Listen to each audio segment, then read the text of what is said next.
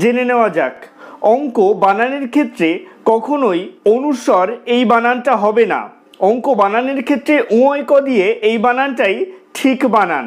এ প্রসঙ্গে বলে রাখি, যে সমস্ত শব্দের সন্ধি হয় এবং সন্ধির ক্ষেত্রে পূর্বপদের শেষে ময় হসন্ত থাকে এবং পরপদের শুরুতে ক খ গ ঘ এই বর্ণগুলো থাকে, সেই সমস্ত শব্দের ক্ষেত্রে এবং অনুস্বর দুটোই ব্যবহার করা যায়। যেমন সমযুক্ত কীর্ণ সংকীর্ণ, সমযুক্ত গীত সঙ্গীত, সমযুক্ত ঘাত সংঘাত।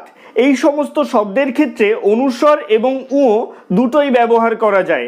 তবে অঙ্ক এটার কোনো সন্ধি হয় না, তাই এক্ষেত্রে এটাকে ভাঙা চলেই না, তাই এটা অনুস্বর হবে না। ক এই বানানটাকেই লিখতে হবে। আপনি এতদিন কোন বানানটা লিখতেন অবশ্যই কমেন্টে জানাবেন।